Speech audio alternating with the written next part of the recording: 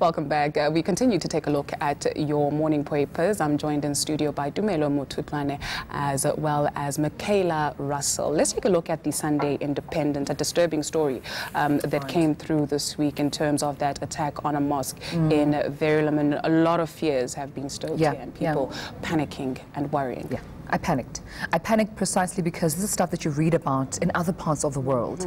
And not that South Africa is immune to it, but for the longest time, I just never thought it would happen to South Africa because, you know, I felt that we were very much tolerant of one another's religion and we respected, you know, spaces like mosques and whatnot. But seeing this attack happening, it really blew my mind, and I was shocked. I remember we covered it, even on the morning show, and it's quite unfortunate, I have to say, very unfortunate. Yeah.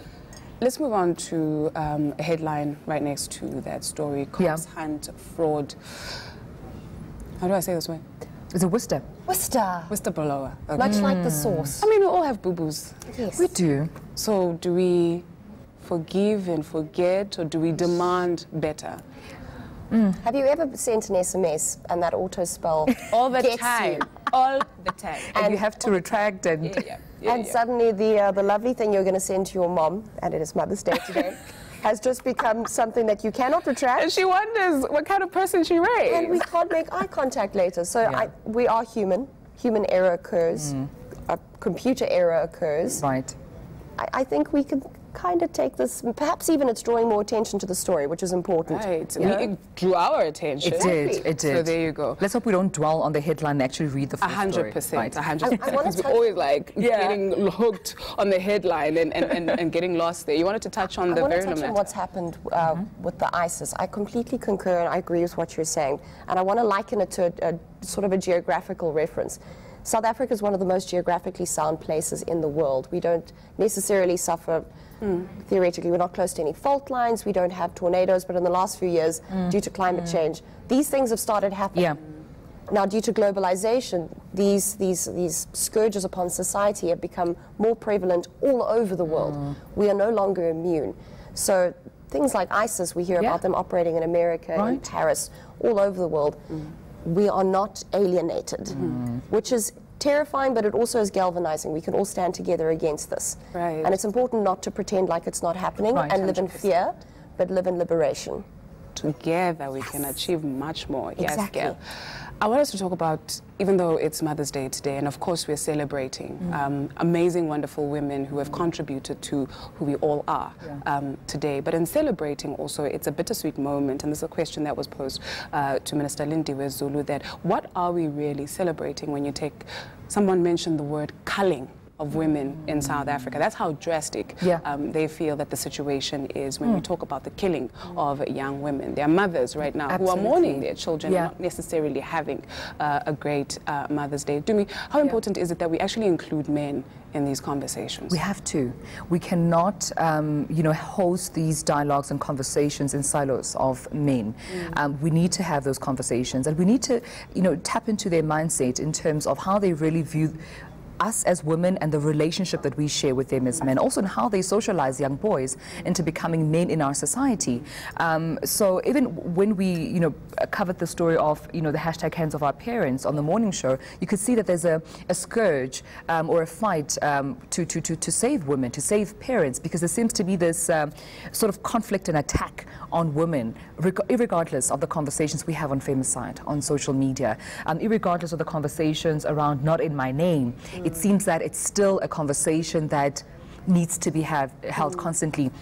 And sometimes I wonder, if we have a conversation on social media or it trends on Twitter, does it reflect on the reality of the demographic of South Africa? I'm talking about the rest of the 40+ million South Africans that don't have access. Everyone is on social media. Absolutely. So it's really something to reflect on, I think, on this Mother's Day as a country, and we need to do better in terms of these dialogues and conversations. How do you spot an abusive person or partner or potential partner, Michaella? Is it in the way that they speak to you? And it's subtle things. It's not necessarily full on, this is what it is, but psychological things as well. And so, as someone, the way they talk to you, the way they treat you, how do you spot abuse? When do you know that something feels uncomfortable here? So I've been lucky enough to study psychology for several years. So I've got a theoretical understanding and I've got an emotional, personal understanding of what abuse is. And it takes many different forms. And it can be it's sort of like that analogy of the frog boiling in the pot of water, only realizing that they're boiling when it's too late. It's a slow creeping thing. You get narcissism, you get people who belittle you, make you feel less, you get physical violence. We cannot equate any of these things or make one better or worse than the other because it affects each person differently. And what is sad is that you'll find that a lot of the time the woman, and we're looking specifically at women currently, in the dynamic, the abusive dynamic, clings to it, believes that that's all they're worth, believes that that's what they deserve, especially if they've seen it in their family or in other, like if it's a communal thing, if it's something that's relatively accepted. The worst is when nobody speaks out about it, because then kind of it's making it okay. By ignoring it, ignorance is bliss, but not bliss for the person suffering. So how do you know when to draw the line? How do you know when it is a problem? I think trust your gut. And especially if you're a mother, if there are people suffering along with you, if there are children in the wings that are having to live through this with you, you're affecting another generation. They're either going to fall into similar patterns, I'm not saying that that's a definite thing, but it does seem to happen, or they're going to, so either they'll be victims or they will be propagators of the same behavior. So like focusing on mothers specifically today, we teach, we are the figureheads of the household. We are the emotive counterparts within a household. People feel it's easier to approach women and speak about this stuff. If we can teach our kids how to treat each other and how we would like to be treated, we do teach our partners as well how to be treated through treating them in a certain way, then we can stop, hopefully, or start to reduce this kind of trend. In the same breath, there are men who are really, really amazing, who have those qualities and who actually impart them. But Dumi, when you're in a situation where you've been secluded from or sort of a wedge has been drawn between you, your friends, your family, and you're feeling like you are alone. For somebody who's sitting there this morning and feeling like, actually, I don't even know what to do anymore because I feel like Giwan. What do you say to that? You know, that also comes because often when you speak about abuse, so many times to your family and your friends, yet you don't leave that situation, people around you tend to get tired, so to speak. So it's, you'll go back anyway. So no, we don't believe you anymore because it seems you're also very married to this conflict because misery loves company and you keep complaining yet you go back.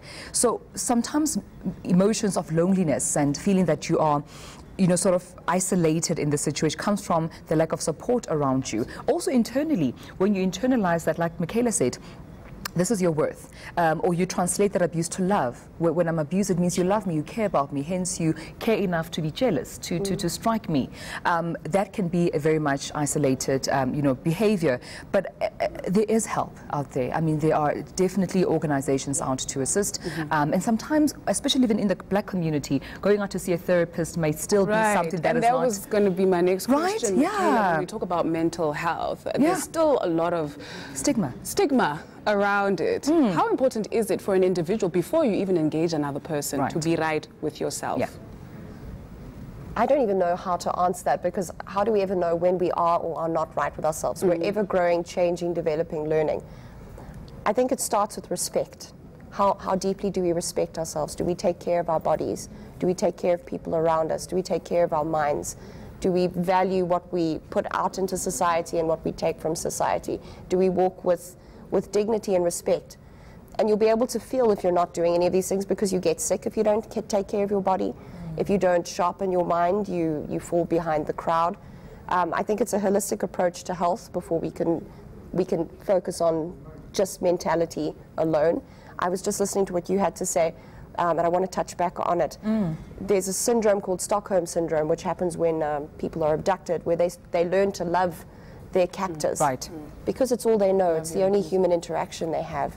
Now imagine you're trapped and people, like you said, become intolerant because it's like, we've heard it all before, you're clearly not doing anything about it, you're not strong enough. That's not the case. It's a very complicated and difficult situation to remove yourself from an abusive dynamic. And it doesn't just happen to women, but from women as well. So it's not just one-sided. And there are many incredible, magnificent men that are leading the way and teaching their sons how to treat other women. So it's not, we're not victimizing one particular group here. And these are people who grow up to then become husbands and boyfriends or leaders in big organizations, and that's where we leave it. Thank you very much for your time this morning. Thank you so much. I really enjoyed this. And that was Michaella as well as Tumelo, taking a look at your Sunday newspaper.